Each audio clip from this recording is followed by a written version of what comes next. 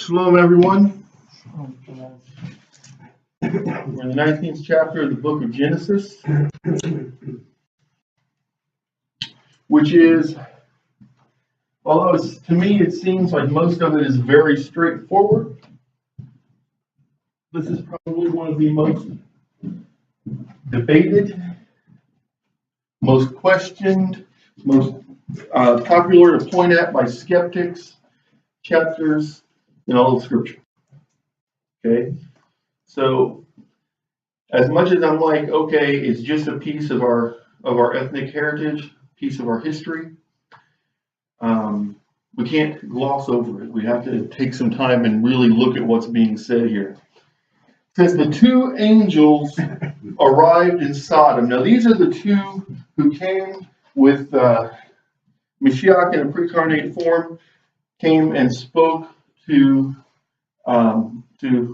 Abraham, okay, in previous chapter, and he said he told Abraham that they were going down to judge Sodom and Gomorrah because the cries of the people about how horrible it was had gone up into the heavens, and so they had come to see just exactly how bad it was. Now, does that mean that Yehovah, in his omniscience, didn't know how bad it was?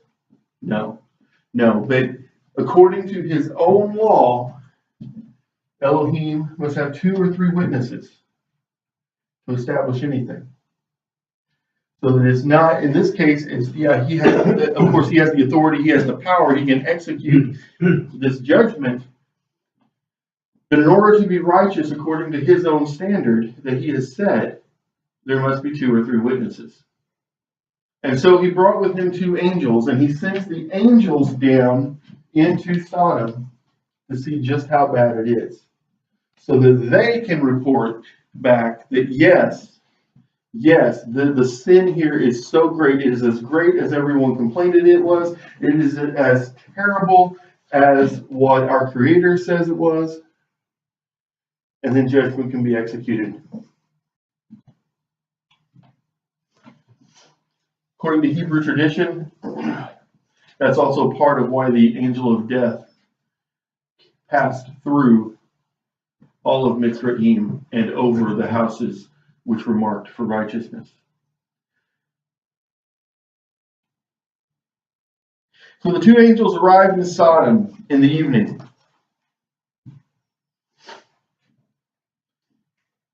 Days just ending, new days beginning.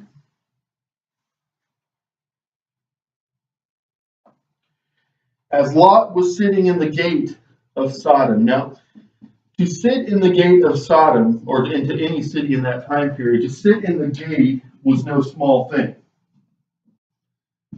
The man who sits in the gate, or the men who sits in the gate of a biblical city, when we're looking at the Tanakh, or even the Brit Hadash, the men who sat in the gates were the elders, the respected men. Okay?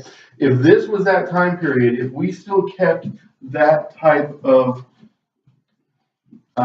culture, and I wish we did, then this city would be well fortified, as well as we could. This town, I guess I should say, we're not technically a city according to the state standards.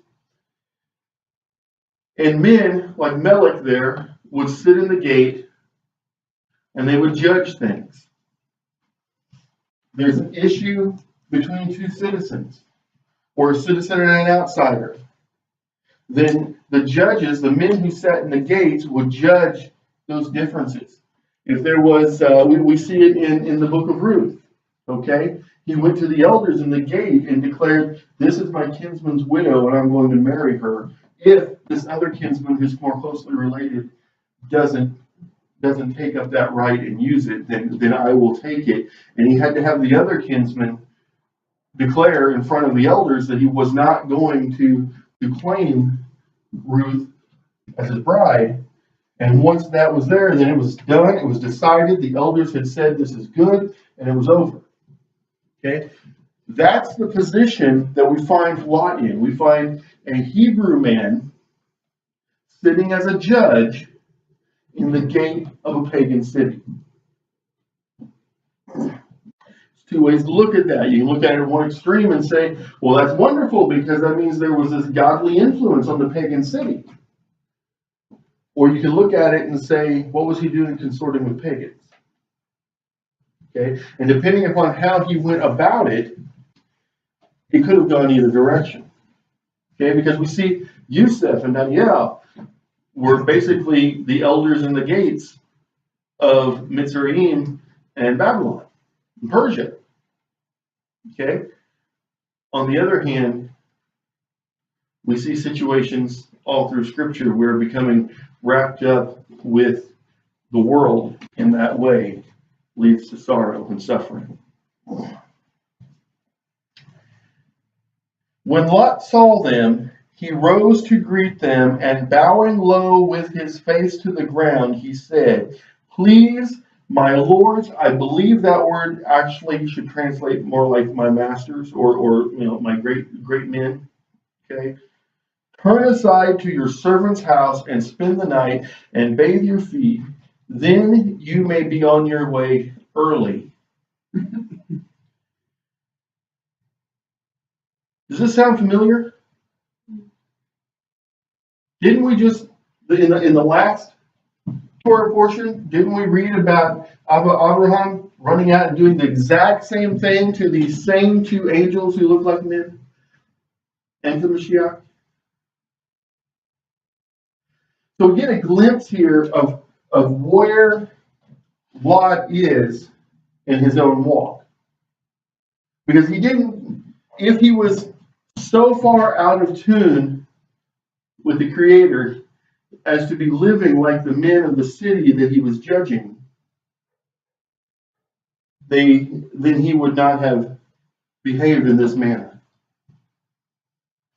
But he behaved as Abraham had taught him, probably expressly through modeling, meaning he watched his uncle do this over and over again as strangers passed by, and he chose to live that same way.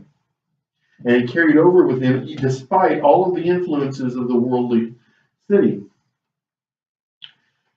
And I think there's a lesson there for us as elders, as parents, as just older members of the congregation, that the things that we do, even if we don't tell the children this is how you live, which we should be doing that, but even if we don't, the things that we do will carry with them despite the influences of the world if we do it correctly.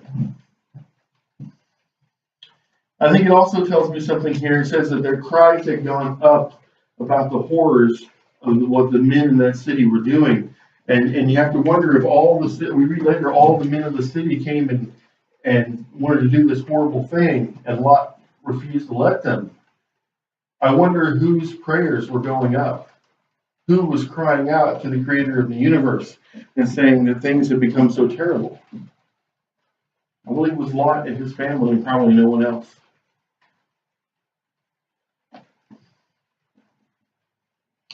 But they said, "No, we will spend the night in the square." Why? Because they needed to see what was really going on. But he urged them strongly, so they turned his way and entered his house. He prepared a feast for them and baked unleavened bread, and they ate. Now, he baked unleavened bread. There is nothing in Scripture to expressly say what I'm about to tell you, but I believe it in my heart of hearts, and my spirit testifies to this. Other elders on our board have told me the same thing. Ravim have debated this for generations. I believe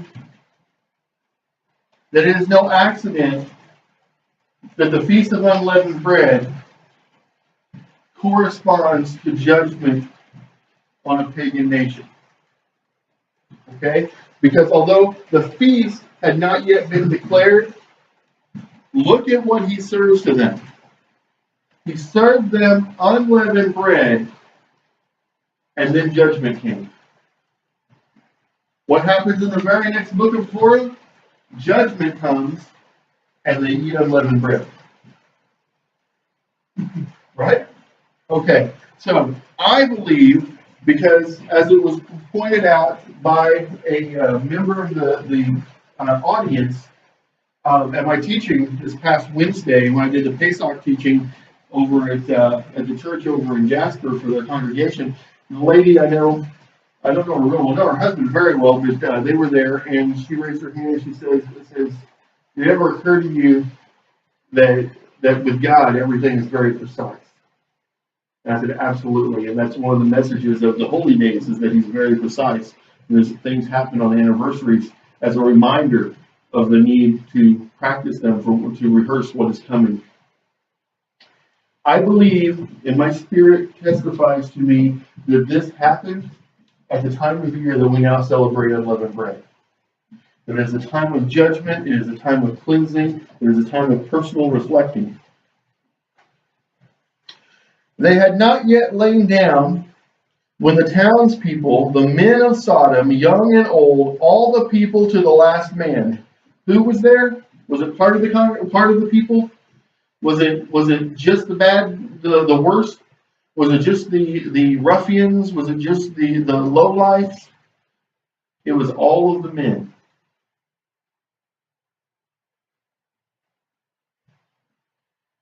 It says, gathered about the house. So they surrounded it. And they shouted to Lot and said to him, where are the men who came to you tonight? Bring them out to us that we may be intimate with them. And that word there is a very sexual implication in the Hebrew. If you never put it together, the term sodomy comes from the word Sodom. They were willing to rape the men.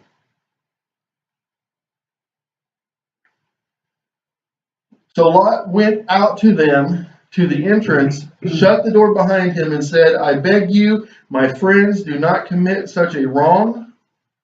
I want you to think about what he's doing here. These are men who would rather kill him than look at him if he doesn't give them what they want. They are men of violence. They have a history that he knows. And there are two strangers. He does not know that they are angels. There are two strangers to Ger, to Toshav, who have come to him, and he offered them protection. They didn't ask for it, but he knew what would happen to them if they stayed the night in the square.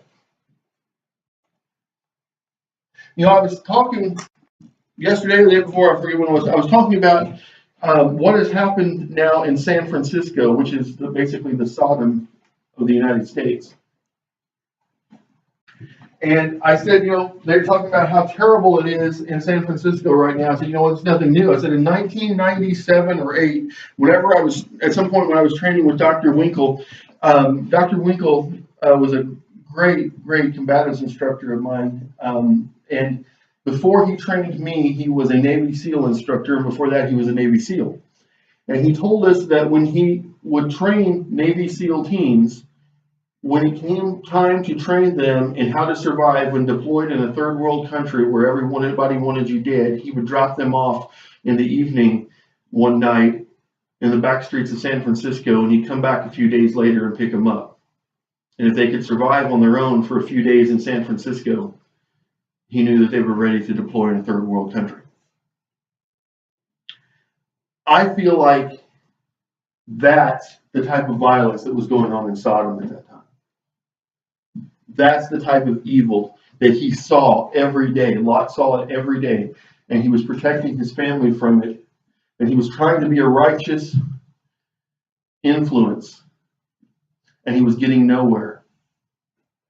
And so he knew that if these two men spent the night in the square, they would at the best be raped and at the worst be dead, be murdered. And knowing this, knowing that all he has to do is open the door and shove the two men out and close the door, and the people mob will leave him alone and not threaten his family. Instead, he opens the door and he walks out and closes the door behind him. Think about the picture of that. And one man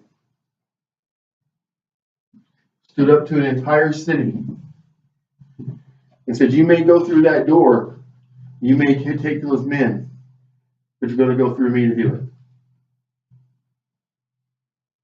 You know, so often we read about these individuals in our heritage, and we think of them as these great pacifists, and we forget about the amazingly manly, protective, defensive measures that they took to guard the innocent.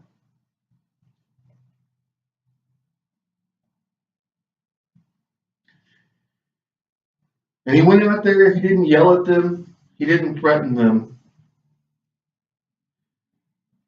He said, I beg you, my friends, do not commit such a wrong.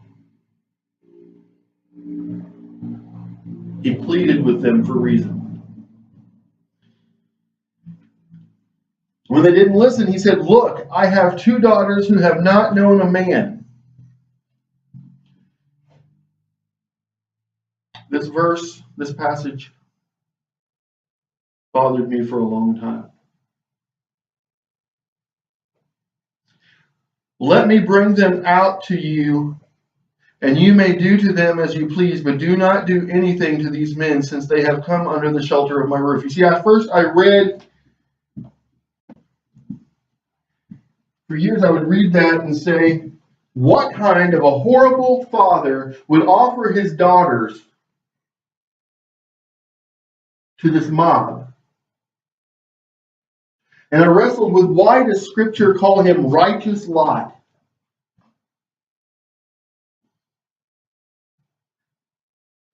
But I was missing the picture. For one thing, a man does not have authority over another man in such a manner as to give him up when he is innocent to be harmed. But a man has absolute authority over his household.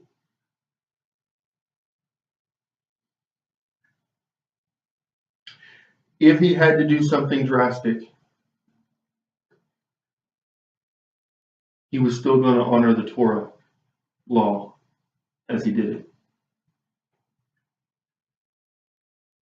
If he was going to do something that would devastate him to do it, he was still going to do what Torah said he was allowed to do, not what Torah said he was not allowed to do. And he was going to trust Elohim. Secondly, there's a commandment given of our obligation when we extend protection to the stranger. Then the life of that stranger falls in our hands. These strangers did not come to him and beg him for protection. He went to them and pleaded with them to let him protect them. Think about that. When we take upon ourselves the responsibility to protect someone else, we cannot lightly lay down that responsibility. When it simply becomes inconvenient, when it simply becomes dangerous for us, I would think it would be different if we took them in for protection and somehow that endangered them further. But if we offer protection and shelter to a stranger, or to a friend, or a brother, or a sister in the faith who is unable to protect themselves, and we offer that, that's not something we can just withdraw. But they said, stand back. In other words, get out of the way. The fellow, they said, came here as an alien. And that's an interesting word in the Hebrew.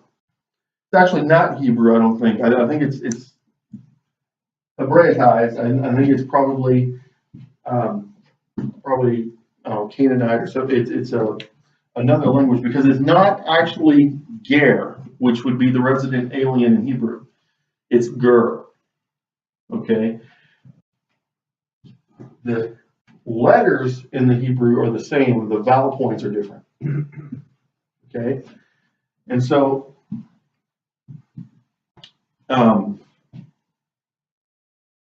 this is not the same word. It's translated the same, but I don't think it has exactly the same meaning. Because a ger in Hebrew is someone who is not family, but we treat him like family because he's dwelled with us so long, or she has, and they've taken on basically everything but circumcision, and they're living like a Jew. That's obviously not how they looked at him. They did not look at him as a sodomite.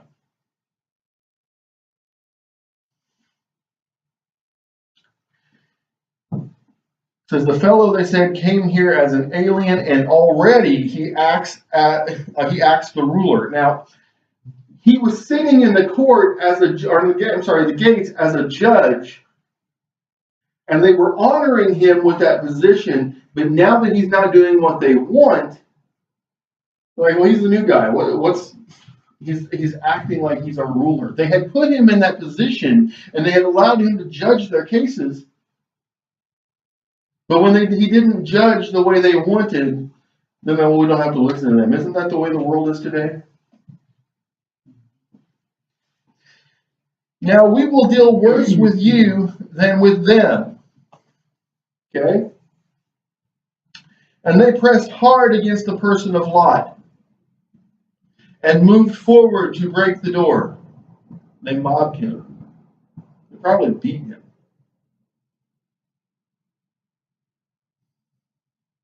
But the men stretched out their hands and pulled Lot into the house with them and shut the door. And the people who were at the entrance of the house, young and old, they struck with blinding light so that they were helpless to find the entrance.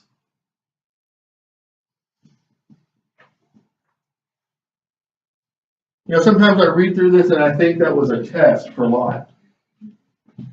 All right, Lot, we've been up to visit your uncle. We see how righteous he is. How righteous are you?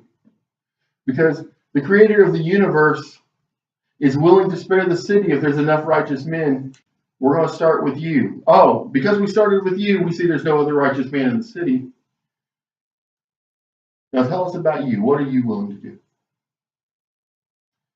And Lot, without even knowing it was a test, said, I'm going to give you shelter. I'm going to give you protection. I'm going to put my life on the line to protect you. I'm going to put the safety of my family on the line to protect you because I have given you my word of that.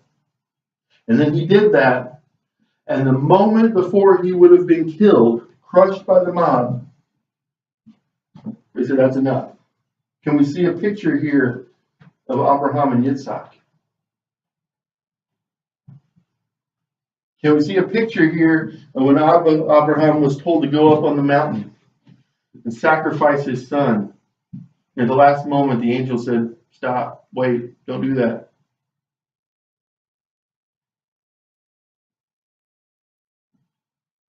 Lot is called righteous Lot because he was willing to sacrifice himself and all that belonged to him to do the right thing.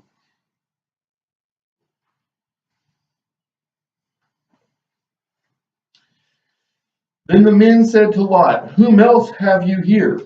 Sons-in-law, your sons and daughters, or anyone else that you have in the city? Bring them out of the place, for we are about to destroy this place, because the outcry against them before Yehovah has become so great that Yehovah has sent us to destroy it. So Lot went out and spoke to his sons-in-law, who had married his daughters, and said, up, get out of this place, for Yehovah is about to destroy the city. But he seemed to his sons-in-law as one who jests.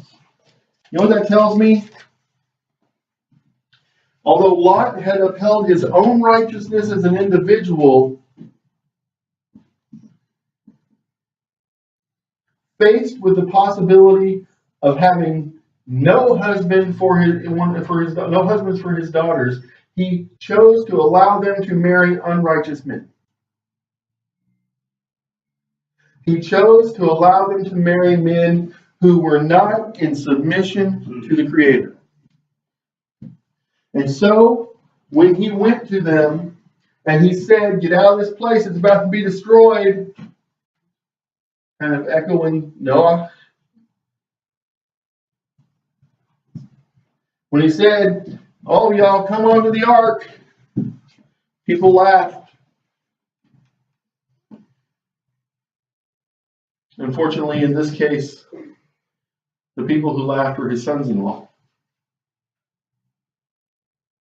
And just as Lot had the authority to give his daughters to those men,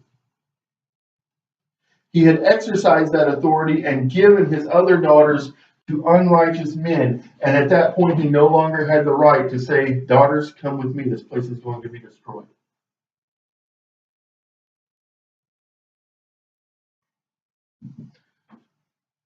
When he gave them in marriage to those unrighteous men, who may have been in the mob. It said all the men of the city, so I assume they were in the mob. When he gave them to those men in marriage, he gave up every ounce of authority over his daughters.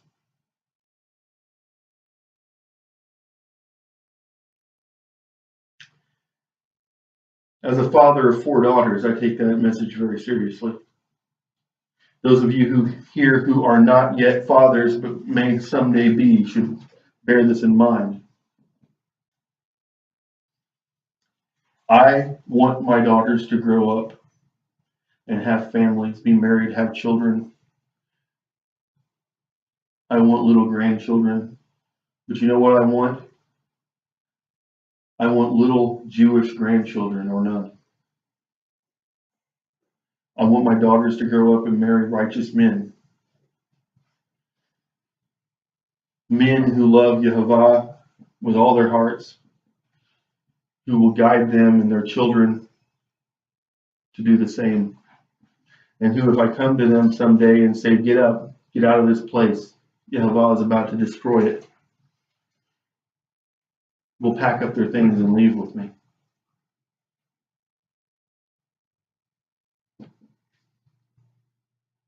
As dawn broke, the angels urged Lot on, saying, up, take your wife and your 2 remaining daughters, lest you be swept away because of the iniquity of the city.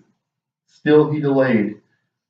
So the men seized his hand and the hands of his wife and his 2 daughters, and Yehovah's mercy on him, and brought him out and left him outside the city. And they say that grace started when Mashiach died. I don't think so. They weren't getting out. They were getting out, but they weren't getting out fast enough. And so they were basically transported to another place. Just like it says, an angel can come and take you in the spirit to another place. He can physically take you too. Scripture tells us that in several places. I believe that's what happened. They weren't getting out of the city quite fast enough. And so those angels moved them out.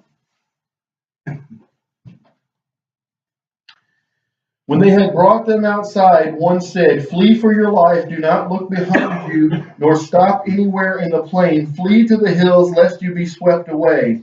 But Lot said to them, oh no, my Lord. You have been so gracious to your servant, and have already shown me so much kindness in order to save my life. But I cannot flee to the hills, lest the disaster overtake me and I die. Look, that town there is near enough to flee to. It is such a little place. You know what he's saying here? He's saying, I've become dependent upon city life. I've become dependent upon luxury. This is a man who grew up tending sheep in a herd flock that moved from place to place in basically the neutral no man's land between 2 cultures. War was a daily thing. And when he was taken captive, his uncle raised an army and came and got him. This was not a soft man a few chapters ago. But he says, let me just go to this city over here.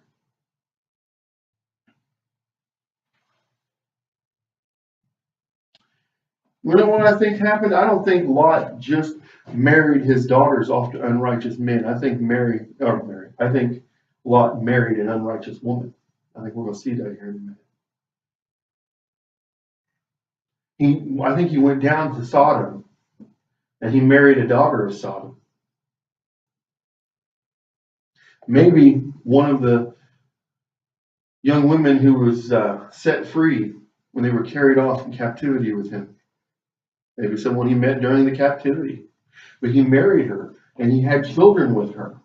And they grew up in a divided home. That's probably why it didn't seem like such a big thing to him that his half-Sodomite daughters would marry Sodomite men. There weren't any Hebrews around for them to marry. So they married into their mother's people instead of into their father's people. This is what happens in divided homes.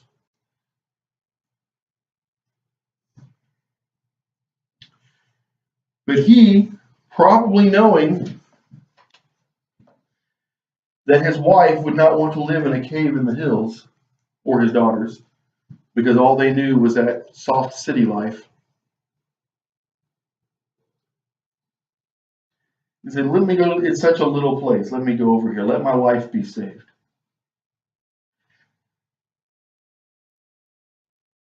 He wasn't talking about his physical breathing life, I don't think. I think he was talking about his lifestyle. And more importantly, the lifestyle that his wife and his daughters would want.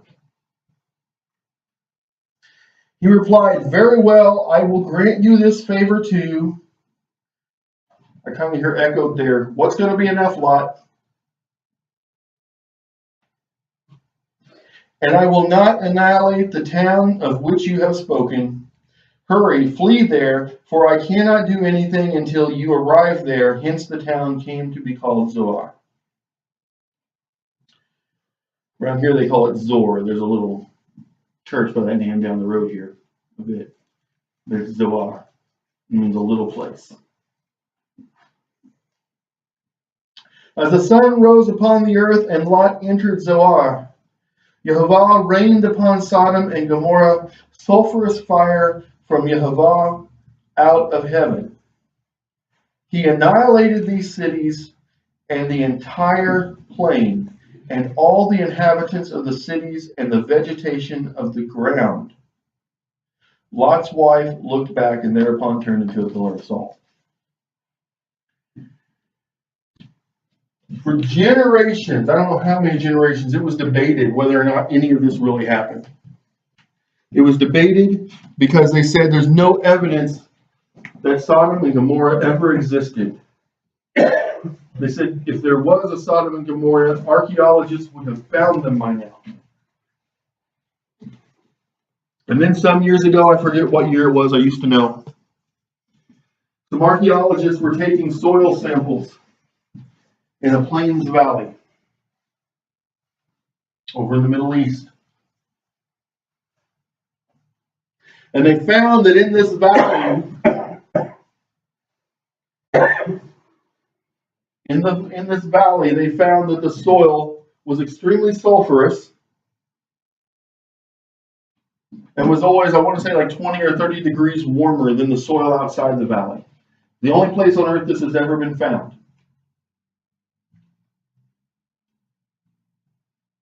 And as they started looking at ancient maps and extra biblical descriptions of, where Sodom and Gomorrah might have been, they came to realize that there was probably no place in the Middle East that better fit those descriptions than this Plains Valley with the extremely hot sulfurous soil. And skeptics will say, well, you're just reaching for something. But in the middle of this valley stands a pillar of salt. Doesn't exactly look like a woman, but this happened thousands of years ago. Wind and rain would have weathered away a lot of it. Stands about the height of a woman, average woman of that area at that time.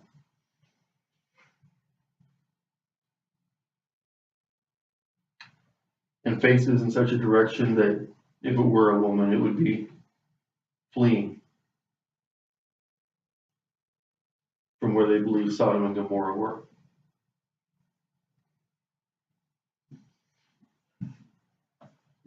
And all it says, her only sin was that she looked back. But I believe it means she looked back longingly. You know, sometimes we lose people in our lives and it's really, really hard on us. And we wonder why we lose them. Why can't they be in our lives? And if we're really honest with it, it might be that Elohim is cutting them out of our lives because they're distracting us from Him. Because so long as we have that association with them, we cannot have the right association with Him. I believe Elohim in His wisdom, in His omniscience knew that the beginning of Lot's downfall, the leading to what happened to his daughters, was that he married this woman who was not Hebrew, had not crossed over. And then she never did. And their daughters grew up living in the world.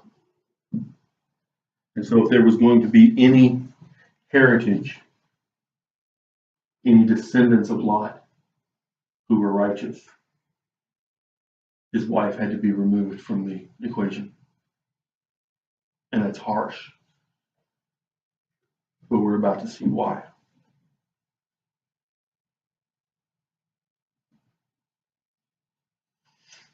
Next morning, Abraham hurried to the place where he had stood before Yehovah, and looking down toward Sodom and Gomorrah and all the land of the plain, he saw the smoke of the land rising like the smoke of a kiln. Thus it was that when Elohim destroyed the cities of the plain and annihilated the cities where Lot dwelt, Elohim was mindful of Abraham and removed Lot from the midst of the upheaval. You catch that? Even though Lot was righteous in so many ways, ultimately he was saved not because only of his righteousness or what he was trying to judge, how he was trying to judge righteously over the people of the worldly people of Sodom. Ultimately, he was saved because of a promise to Abraham.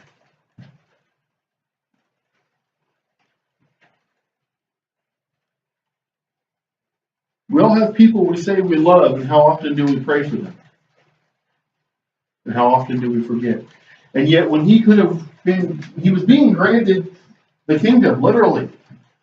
The kingdom promise was being given to him. And what did he want? He wanted Lot to not die. And I think Abraham loved Lot so much because he's the closest thing he'd ever had to a son that he was allowed to raise.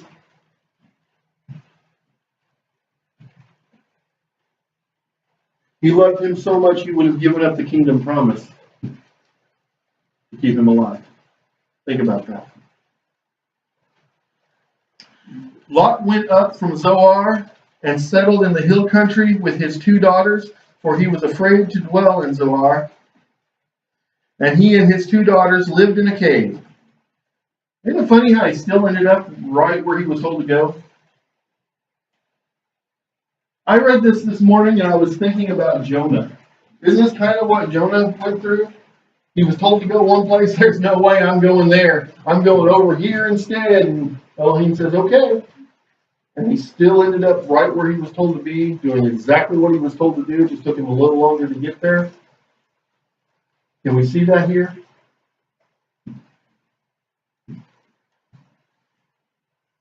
And the older one said to the younger, here's this worldly thinking.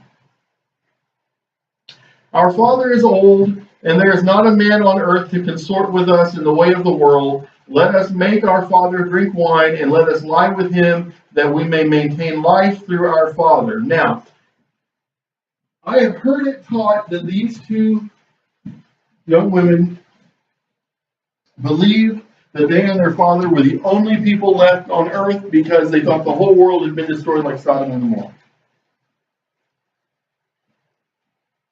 That makes no sense to me because they went to Zoar and they saw people there. And then they left Zoar and went into the hills.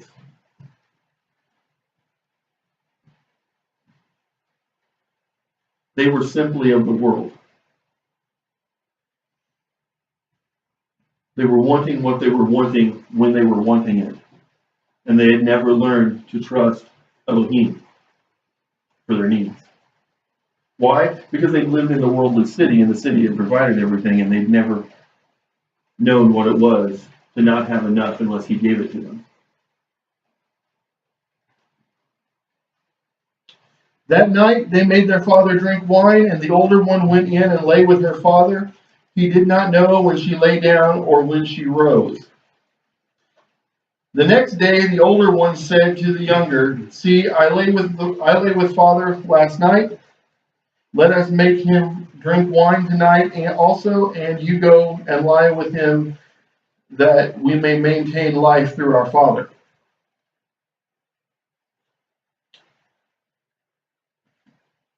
That's the passage where people get the idea that they thought they were the only people left. But the text, in context, they were making an excuse. That's the world's way to justify what we know is wrong because it's what we want.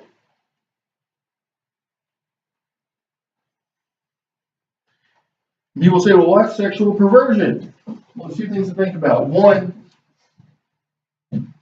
the Torah commandment had not been given to them for multiple reasons. Number one, although Abraham, I believe, received the Torah directly from Elohim and taught it to Lot, Lot had obviously not taught Torah to his family the way he was supposed to. Okay?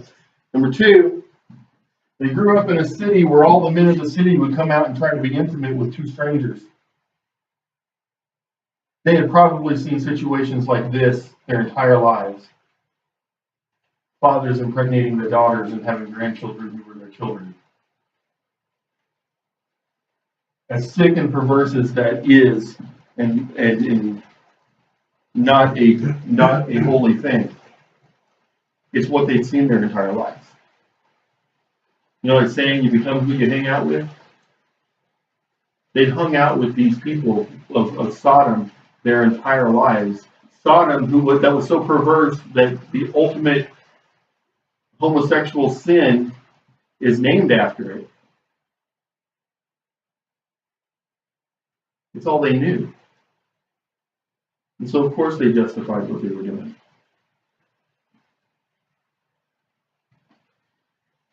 That night also they made their father drink wine, and the younger one went and lay with him. He did not know when she lay down or when she rose. Thus the two daughters of Lot came to be with child by their father. The older one bore a son and named him Moab. He is the father of the Moabites of today. And the younger also bore a son, and she called him Ben-Ammi. He is the father of the Ammonites of today. Two things I want you to think about here. The cultures of the Moabites and the Ammonites were a torment, and still are, if you trace down who they are today, are a torment to Beit Yisrael worldwide. Always have been.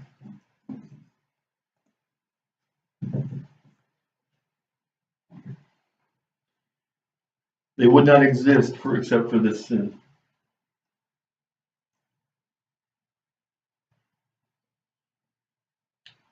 But I also want you to think about the message that is hidden here, the message of redemption.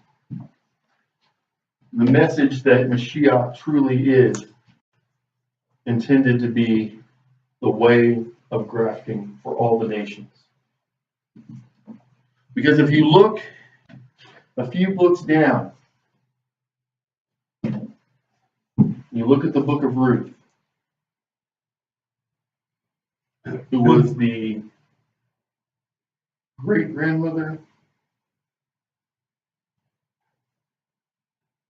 of David Hamelech.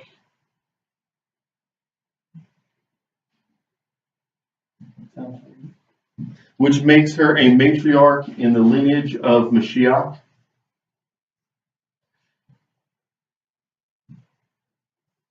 She was a Moabitess. Think about that.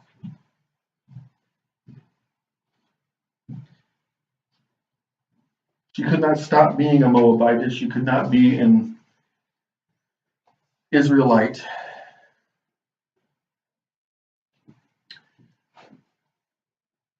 But she could be, even a product of this sin, could be counted worthy to be named in the lineage of Mashiach. Because although she could not stop being a Moabite and become an Israelite, she could stop being a heathen and become a Jew. That's the message of Torah. Not the message of condemnation. A message of love and forgiveness. Grace does not start at Mashiach's death. Grace starts in the Torah. Do we have a midrash? That's what I'm saying. I get it. What you were saying about him being willing to give up everything to protect his guests. But you'd have a hard time with it, wouldn't you? You couldn't would do not it. give that an option.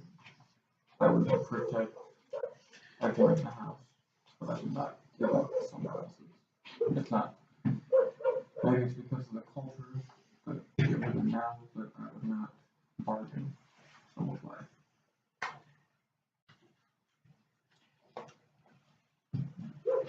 It's one of those things that Mom and I were just talking the other day. Last night, I guess it was. About some commandments in Torah just automatically make sense to us. We're just like, I get it. It's a beautiful thing and we do it. The real test is when there's a commandment in Torah or an allowance in Torah and we don't get it and we don't want to do it and we don't want to say it's okay. But at the end of the day, it's in Torah. And if we're truly going to call ourselves faithful Jews, we have to accept what is in Torah, whether we like it or not, and acknowledge that He is far wiser than we could ever imagine being. I think I'd get my gun and start shooting, but that isn't. It's not an option. Well, it wasn't an option, but he went out there to defend not only his family, but those men. But when it came down to it, he had extended those men a promise of all of his resources for their protection. Mm-hmm. And being a father, every person under his guard was one of those resources. And I can't imagine myself ever doing that. I think I would find another way. But for whatever reason, he thought that was the only way he had left. And from Scripture, we see that when he was willing to do that, when he was willing to give up what he loved the most to protect these two strangers, it's when Elohim said, "Stop, it's enough." He didn't say that's, I'm paraphrasing from what he said to Abraham later. He said, "It's enough." And the angels pulled him back in and they did their thing.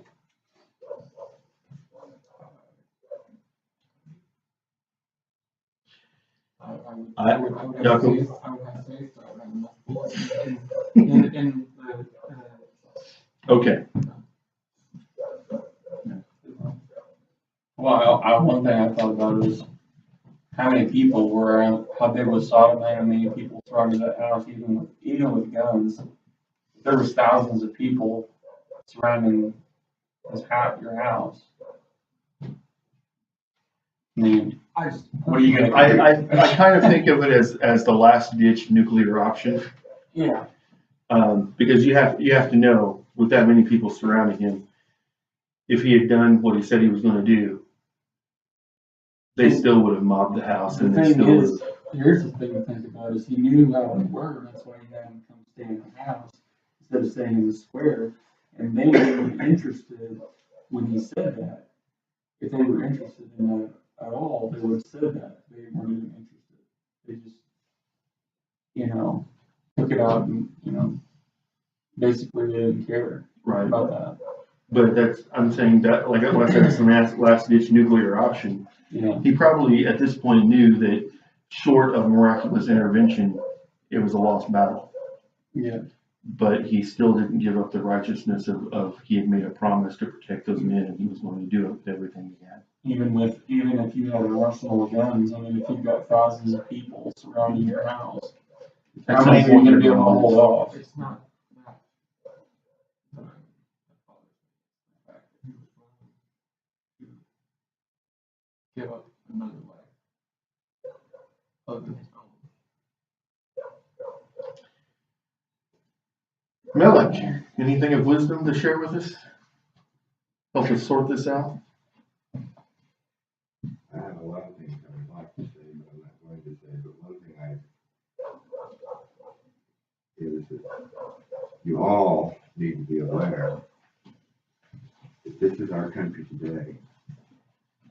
And I'm not just talking about sodomites, even though sodomy is everywhere. It's even in straight relationships. Our country is so evil, you have no idea. We're just a few ticks away from an atomic bomb right on top of us because we're so evil over here. But when you read this, you need to think about the United States. And there is no morality at all in this country. People tattoo themselves, they pierce their bodies, their little children, they pierce their ears, they practice paganism, and they turn their backs on God. I'm talking about myself too. I am no good. I am the least of everyone, the very, very least. But I can see what's happening.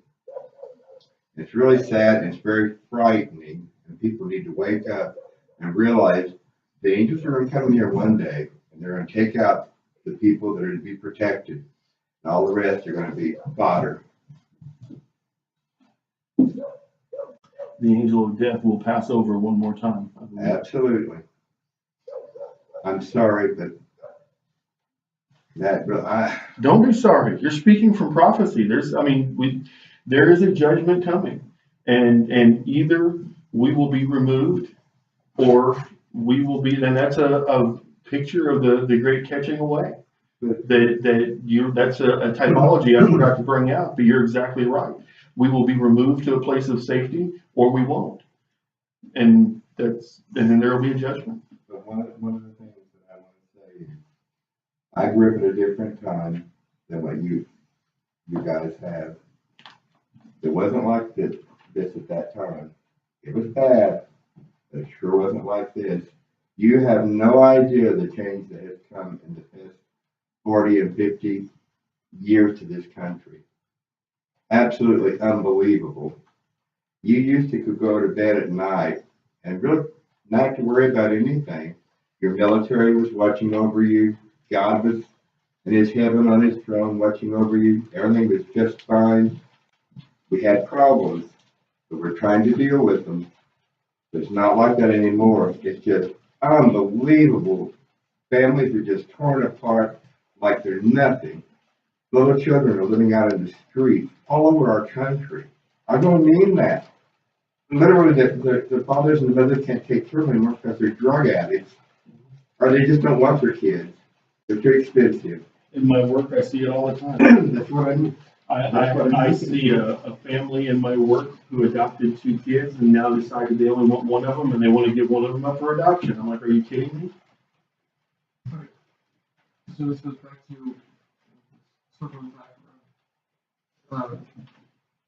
the job of the father is to be protecting his. So you look at it as they are resources. I'm saying in a situation like that, he was in a desperate situation. I'm not saying that's what I would do. I'm saying I've come to the point where I can't fault a man for being desperate in a situation like that. Honestly, it's just a treat to guys as a family. Well, those daughters of his were his blood family. And that's why I wrestled with it for a long time. I've only started really coming to terms with that passage in the last, when did we start talking about, what, 3-4 months ago maybe? And I came to this conclusion and my wife was like, you're crazy. And then what, maybe a month or two later, maybe longer, a little longer, you were studying on something and you realized as hard as it is to swallow, that's what was going on. I'd say it's about 3 or 4 months ago, I brought the idea to you, and like maybe a month ago, you acknowledged that what I was talking about. Okay. So,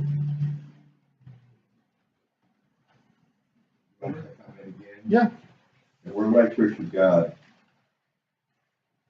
It's the same thing in that group, except people were not very vocal about it.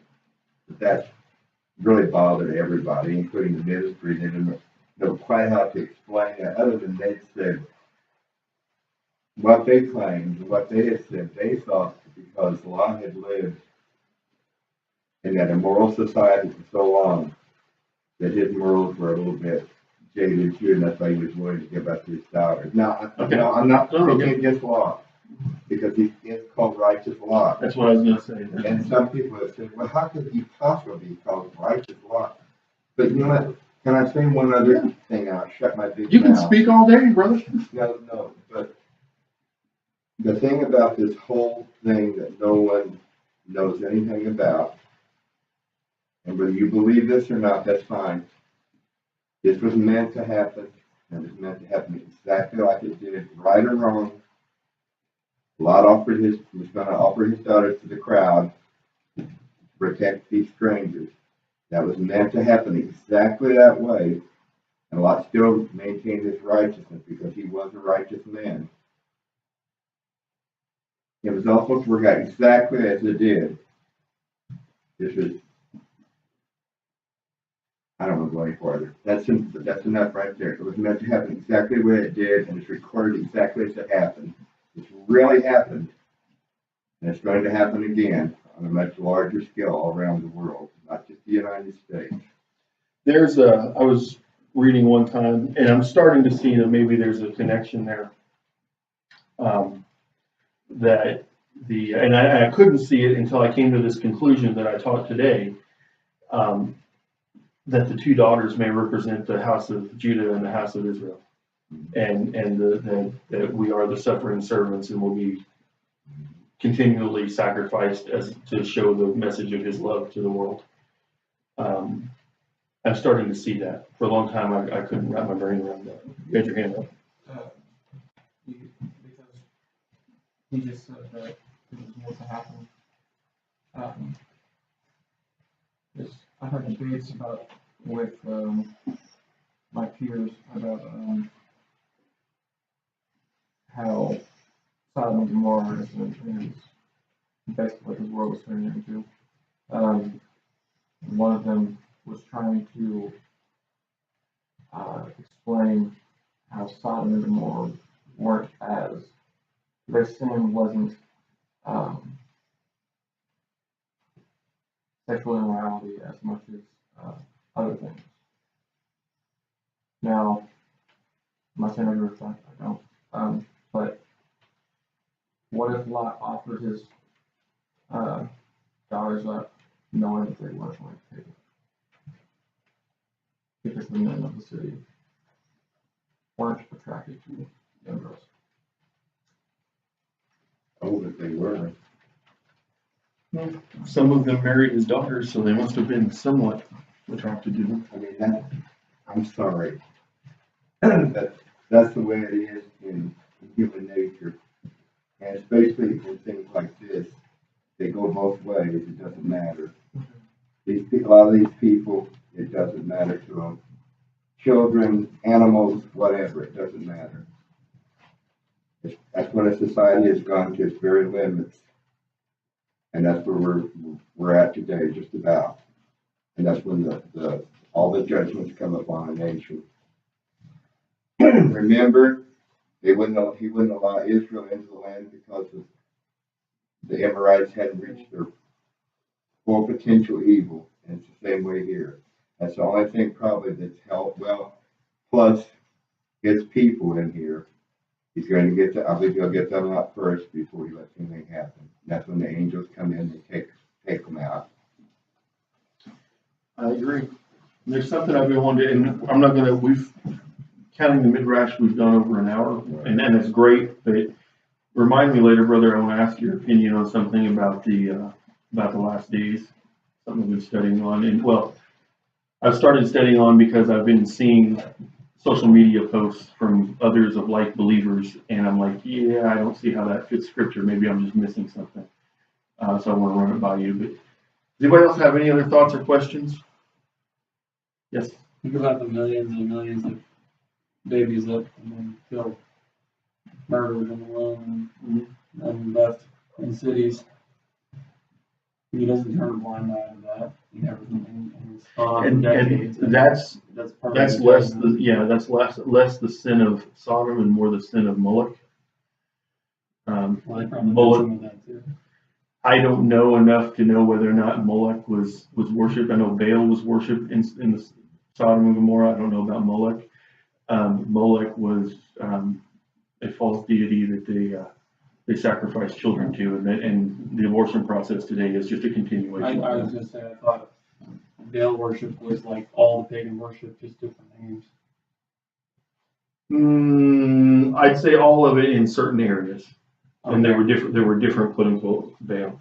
Baal literally is a Canaanite word that you could just as easily say God. It's that kind of a generic thing. It's a title, not a name. That's why you say Baal such and such or such and such Baal throughout scripture. You think the Moabites or Ammonites still exist today? Yes. That's a whole other study that I want to do at some point, but right now I maybe when I get done with the Ezekiel study that I'm doing or teaching, maybe we can go into that. But I've been studying a lot on where a lot of these nations ended up. When I lived in the homeless shelter in Evansville, there was a guy that actually proudly Said he was a Moabite. Yeah, you told me that. And maybe he was, I don't know, but he was well, I think he had a misconception of what Judaism was. You think? But he was very anti-Semitic. Not to the point of like, oh, you're a Jew, you're gonna die, but just very, kind of race, I guess, prejudiced, I guess is the right word. Do you Oh, did you know King David was actually friends with one of the Ammonite kings? And I remember because I was reading a while back, he died and he sent comforters to his son, but then his son's advisors, the Ammonite king's son's advisors, told him, they're just coming to spy out the land, so he sent them off in disgrace. So. All right.